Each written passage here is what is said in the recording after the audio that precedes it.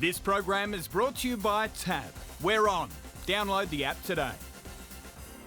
What are you really gambling with?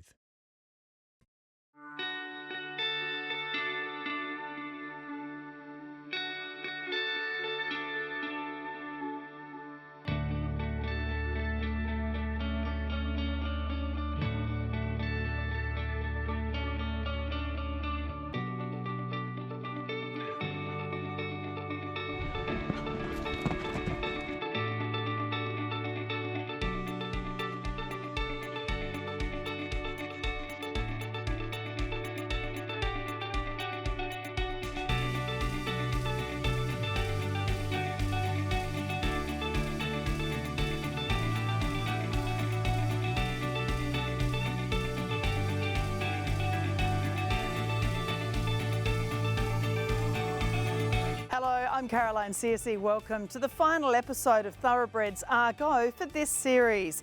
We're here at the Scone Equine Research Centre, and later in the show, Thoroughbred Breeders Australia's Fast Track students will be featuring.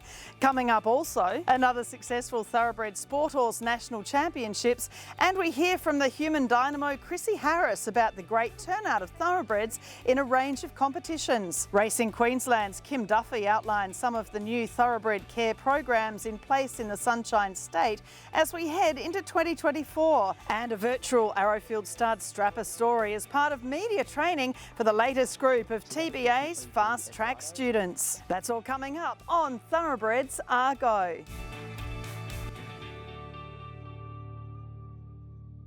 Dynamic former Australian international show jumper Chrissy Harris has continued the stunning evolution of the Stonewall Equestrian Complex at Mangrove Mountain north of Sydney, playing host recently to the second National Championships. It attracted some great sponsors from the racing and breeding world and so many thoroughbreds in their new homes.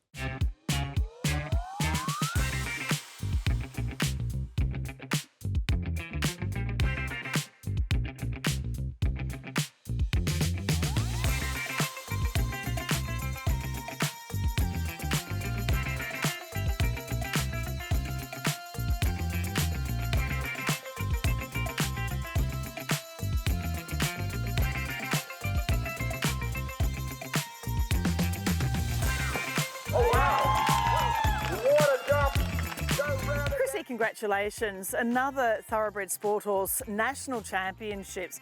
The support for this event just grows year on year. Thank you very much, Caroline. We're very, very proud to hold it, and it's fabulous to have it at Stonewall, and the support from the racing industry is just getting better and better. It sure is. And also the competitors. I mean, there's so many of, same people that have been competing for several years now, but also new people, younger riders coming in. I mean, this just is across all ages.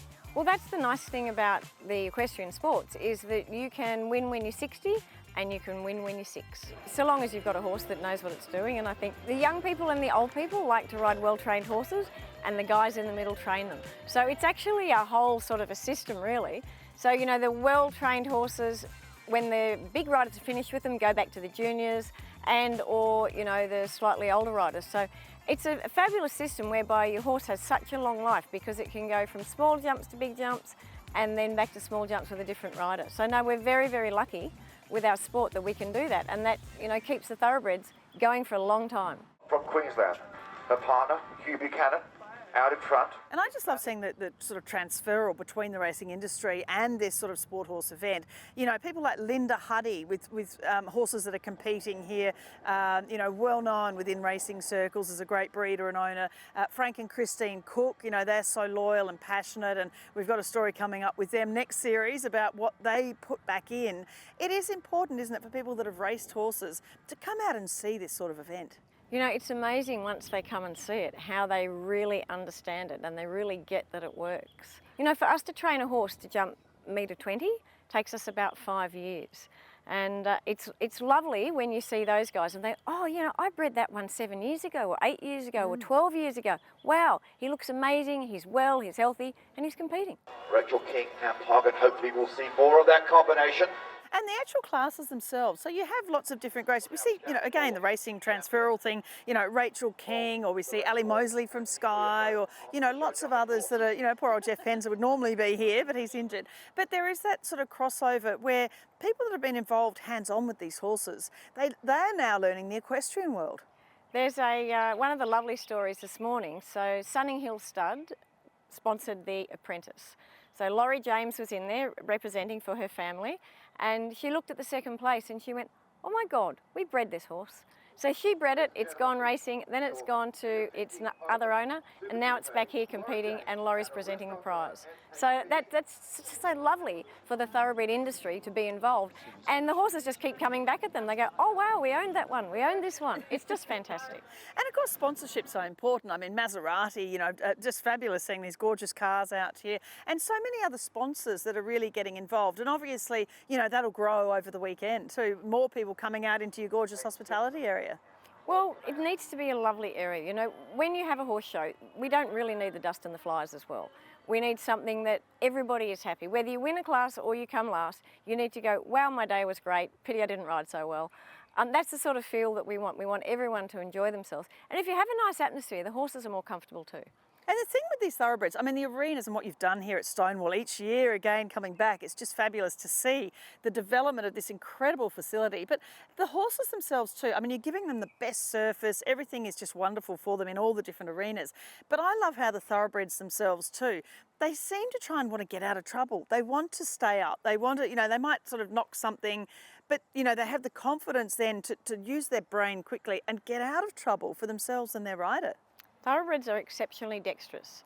They have a great understanding of where their legs are, and a lot of that is because of all the training that they've done. And you can often find a really good rhythm in a thoroughbred, especially one that's been good on the track, because he's a workhorse. He understands rhythm, he understands pace, and so a lot of the time that will really help you. You might have noticed that all our classes this year are 5 centimetres taller, so we're just raising the bar a little bit from last year, and the thoroughbreds just keep going, they love it. Oh, what is that? Of course, this year the Puissance. So we had the 6-bar last year, which was so exciting. But this year you have this gorgeous, I mean, I just love a Puissance, and the challenge of getting over that big wall. It's so exciting. So big wall jumping is a thing for thoroughbreds. They're really good at it. And we've got a bunch of young girls. There's Michaela Fenwick in there. There's Future Chris. There's quite a few young ones having their very first go at Puissance. And then there's William Wood, who's only young himself, but very, very switched on and has competed in quite a few Puissance. Totally different crowd to last year. And there's Emily Patterson, and she's got a horse that's jumped World Cup, and she's a very good jockey. Saw Tim Boland out here, some of the people that have been really, some of our top sort of eventers or show jumpers, or they've competed in all sorts of disciplines, but down to those young kids. Michaela Fenwick, I mean, the speed she rides at is just outstanding. And she has a lovely team of thoroughbreds. She's very, very good with the thoroughbreds, and they like her. Horses have to like you. It's a partnership. You know how some jockeys can ride some racehorses and then you swap jockeys and all of a sudden it wins? Well, we have exactly the same thing with jumping or dressage horses or show horses. Show horses especially have to really keep their cool. Jumping, you're allowed to throw your head and whatnot. Dressage and showing, no. And I think for a thoroughbred to master those games, they're doing exceptionally well, the girls training and the boys training them, because they have to be very on point. So it'll be really interesting to see what happens in those classes. Yeah, and in the future. I mean, these are future Olympians potentially. Absolutely. We've had quite a few Olympians. Well, as I said, between 94 and 2006, we had in World Championships, World Equestrian Games and Olympics, we had 18 representatives that were thoroughbreds and 13 that were other breeds. So back to 2023, I would really love to have the Aussies back in there with their thoroughbreds again. Lost and running, Mazu, lost and running. Lost and running's won the premiere. The horses that have succeeded on the track, like Lost and Running, one of Australia's top sprinters, who's now retired to you. Now, this is so exciting because he's just a gorgeous horse. Tell us what you're doing with him. Stay straight. So, Chris and Frank Cook, who are fabulous sponsors, they have Mystery Downs, and she rang me and she said, "Oh, we've got a lovely, lovely horse that's just come off the track." And I just said, "Yep, we'll take him." And he was up the road at Malangle Park, and we just drove up to Colnura and picked him up. And I love those old horses because they know what they're doing, they know their job. So he's got a new job now, which he's trying to work out. And his first start is going to be with Nikita Moore as the fashion and She's doing fashions on the field with him on Sunday morning. And as far as, we now have Equimillion in New South Wales, and you're very national too. You obviously are great within New South Wales for people that compete at your competitions. But all combined, I guess it's a really good place for thoroughbreds away from racing to be right at the moment. Oh, it's such a good place at the moment. I know that Queensland, Magic Millions, they're all doing their bit. Equimillions was fantastic for racing New South Wales. And what we at Thoroughbreds Sport Horse would like to focus on is reward for effort in our competitions, because I can get a 60 centimetre horse, I can train that in 8 weeks. And then, I think for me, when you get your 120, 130, 140 horses, it might take you 5 years to train that horse. So when you compete, it's lovely if the horse gets rewarded for his higher effort as a competitor, and the rider gets rewarded for the 5 years of training they've put in. So I'm all in reward for effort. And I think the other thing that does is create a dream. Because little Michaela Fenwick, her dream is to go to the Olympics. And that's what we want to do.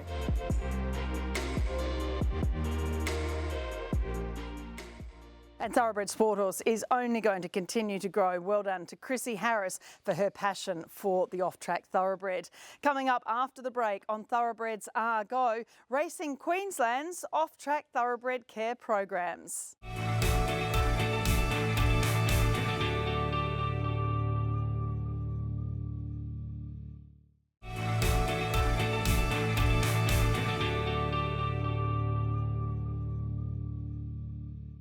Racing Queensland may not have the big budget of some of the eastern states' regulatory bodies, but what it does have is some great staff rehoming our thoroughbreds away from the racetrack.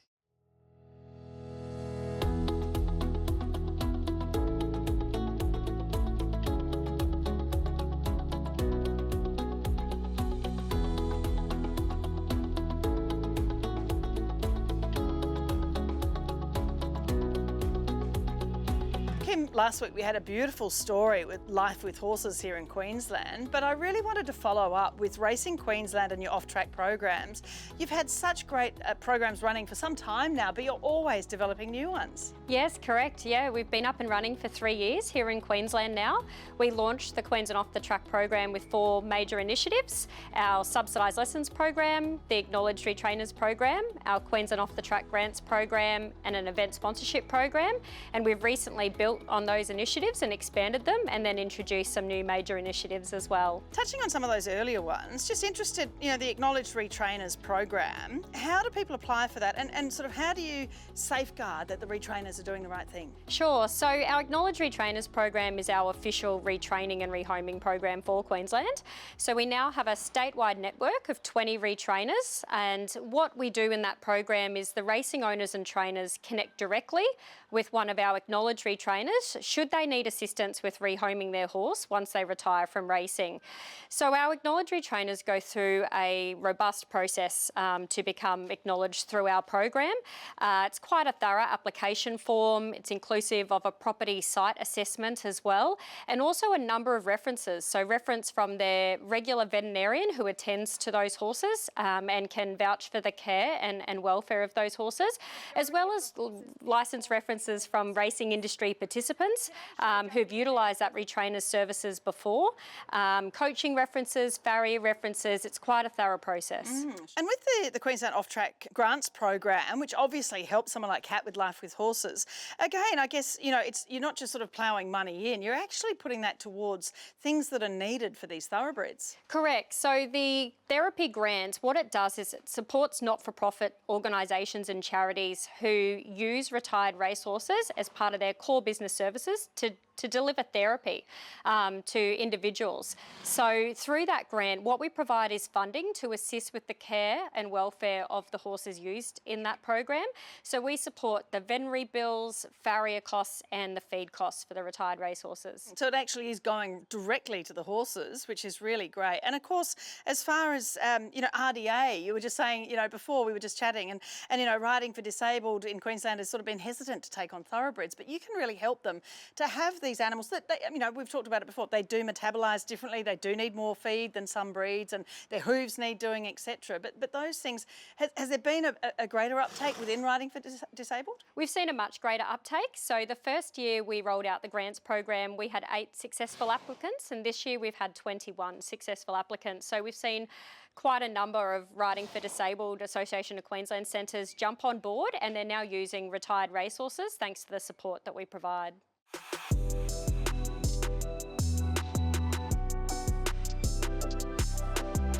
I was really pleased to see Racing Queensland, with the off-track program, partnering with Save a Horse Australia. Now, I've seen a lot of this organisation, or SAHA as it's called, that really help, not just thoroughbreds, but standard breds. That's part of the charter, of course, of Racing Queensland as well, that could be at risk. And it's a great partnership with SAHA. Yes, it certainly is. We're thrilled to partner with an organisation like SAHA. This is our really important safety net partnership for Queensland. So what we wanted to address is aftercare of racehorses well beyond their exit from the racing industry, and if they become vulnerable or at risk at later stages of their lives. So what we did is, working with SAHA through the therapy and Queensland Off the Track Grants program, established that there is no one operating on that size, scope and scale in Queensland who does that work and does it well like SAHA. So through the partnership, we now support retired racehorses should they become vulnerable or at risk at later stages of their lives, and we provide funding to Save a Horse Australia for all of the horse management costs that they may encounter in rehabilitating and rehoming those horses. And nutrition is one of those things, obviously, that a lot of people that are very experienced in the equestrian world still don't really fully understand the nutritional needs of a thoroughbred. So tell us what you've done in that space. Yeah, so we've recently partnered with Pride's Easy Feed and Equalise Horse Nutrition to assist the new owners of off-the-track horses in how to feed an off-the-track racehorse. Not only transitioning them from a full feeding regime from on the track to now perhaps an equestrian career or pleasure, companion horse, and what nutritional requirements are needed for horses during that transition. So is that actually giving, Prides are helping sort of giving feed away, or is it actually information that people can access to learn more? The partnership addresses both. So Pride's Easy Feed provide a $100 gift redemption voucher for any off-the-track horse who's rehomed here in Queensland. And then we provide education through Equalise Horse Nutrition to then educate those owners on how to appropriately feed those horses, and also things that they might encounter and how to address those issues. So there's a range of education videos that owners in off-the-track clubhouse can access through Queensland. And show jumping. I mean, there's some fantastic sort of initiatives here, the show jumping showcase, and of course partnering with Magic Millions. Now, the Queensland Off-the-Track Cup, because I know, it's been fabulous, Magic Millions with their carnival, what they do up here for Queensland, and so many people from all around Australia and overseas. But the show jumping was, for other breeds really than thoroughbreds. So tell us about now the cup that is for thoroughbreds only. It's so exciting. We are so excited about this event. So what we really wanted to do is reinvest in the equestrian community who do such a great job at retraining and rehoming former racehorses. We know that our racehorses are athletic and excel in their careers on the track, and they also do off the track in show jumping. So we saw many show jumpers over the last couple of decades gravitate to more warm bloods and purposely bred horses for show jumping. So what we wanted to do through our partnerships with the RNA and also through Magic Millions is to incentivise competitions, stimulate demand for retired thoroughbreds, and get them back in the show jumping ring. Oh, that's going to be fabulous in January 2024. But obviously Racing Queensland, you're a bit more in the model of a Thoroughcare SA, not as big a state, as big, of money that can actually go into these schemes. How do you learn about, are you looking overseas or sort of talking to interstate bodies? How do you kind of develop these programs? There's quite a lot of collaboration between the welfare and the off-the-track teams through each state in Australia. We're regularly in contact with each other. We learn from each other's programs. Obviously, every state operates differently depending on the needs and requirements of that state, whether it's racing population or the geographical challenges. But it was really important for us when we developed the Queensland Off the Track program to look at all of the models and find a best fit for Queensland. We also felt it was extremely important to address racehorse aftercare via a multifaceted multifaceted approach. It wasn't just about retraining and rehoming. It was about providing a safety net for later in life. It was about stimulating demand for the breed, showcasing what they can do, their versatility.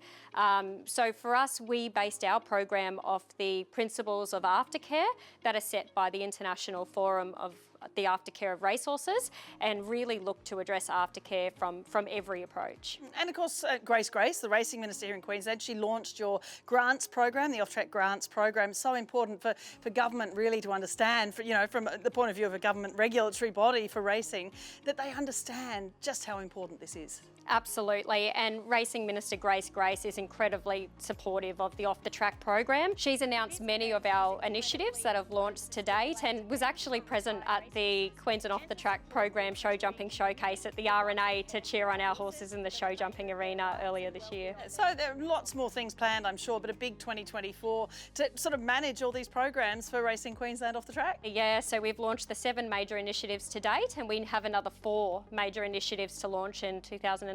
So we're incredibly excited to continually expand the program and support the owners of Off the Track horses.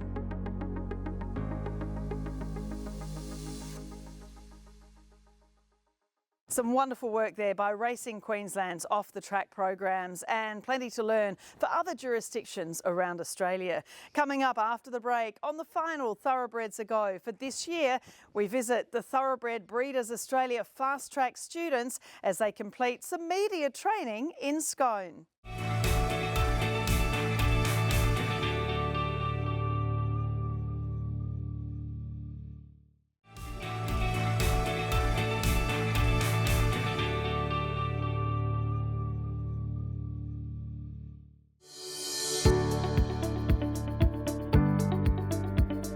For the final Arrowfield Stud Strappers story for the year, we thought we'd enlist some of the students from Thoroughbred Breeders Australia's Fast Track program in a virtual Strappers story. Let's hear some of their stories about horses that they've loved and what they're doing now. So that'd definitely be Eduardo.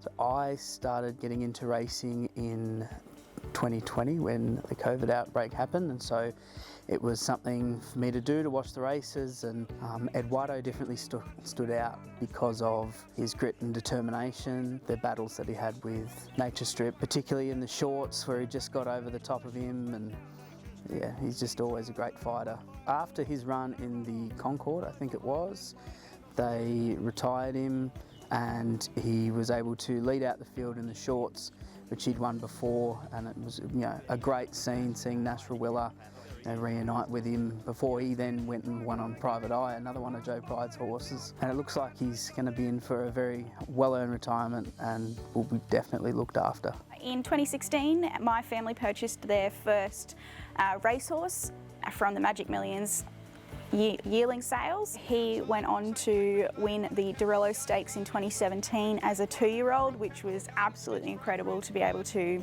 be there, see him cross the finish line and sit in that winner's circle and just watch it over and over again because it was just so unbelievable. He is now retired. He's a 9-year-old. He's living up his life in Queensland. He's going to the beach, he's cantering through the cane fields and just having an absolute fat time, so living his best life. So Serene Striker, she's a race mare for a trainer that I used to work with in Sprayton. She's just got such a great temperament. She's a really easy mare to train. She knows her job and she's very fast. I'm really keen to see what she throws in the coming years. She's a really exciting mare and I'm so excited to see how her foals turn out. Fortunately for my fast track, I've been placed at Widden Stud and a mare there called Madame Rouge. She was obviously a very successful racehorse herself by Zoostar, popular stallion at Widden, and I've been fortunate enough to be working with her and her progeny. We've got a 9-year-old mare at work and I like her. Her name's Noriko and she's just different and she's not one of the easier ones. She has a bit of an attitude and I like the naughtier ones because it gives you something to learn off, and I just like the energy she's got. So through the Fast Track program, I got placed at Woodlands Godolphin and I had the opportunity of working with Anamato, the Group 1 winner and dam of Animo, who won 9 Group 1s and is currently standing at stud at Kelvinside. While I was at Woodlands, Channel 7 came out and filmed a segment on Animo using Animato, his mother, and I got the opportunity to be in the shot holding her. It was such a cool opportunity to be up and close with one of the mothers of these stallions that we hear so much about but don't fully see the insight into their background and where they grew up and who they actually are from. It was such an incredible opportunity to be able to deal with a horse such as Animato, the dam of the incredible racehorse Animo. So my first horse was an off-the-track thoroughbred. I still have her now. She's 16 years old and living her best life retired back home. She kind of sparked my interest in a love of thoroughbreds and where I am now, trying out the breeding side on the East Coast. It also sparked my interest to work in the welfare side of things and the retraining program in WA, which allowed me to work with a lot of thoroughbred and standardbreds off the track and follow their journey from finishing racing and then to the point of being rehomed and becoming eventing horses or show horses and also therapy horses in the riding for the disabled programs. I still have her now and can't bear to part with her because she was my first love in a horse, and I still have her now, and she's, yeah, the best horse I've had.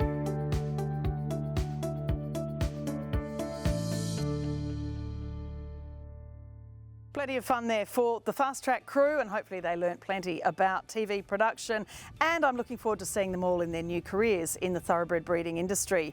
That is Thoroughbreds Are Go for this year. A big thanks to sponsors Tab, Arrowfield Stud, Godolphin Lifetime Care and Thoroughbred Breeders Australia. Looking forward to a new series of Thoroughbreds Are Go in the autumn of 2024. I'm Caroline Searcy. I'll see you then.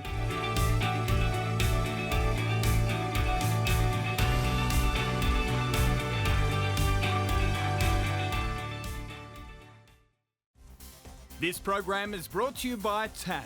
We're on. Download the app today. What are you really gambling with?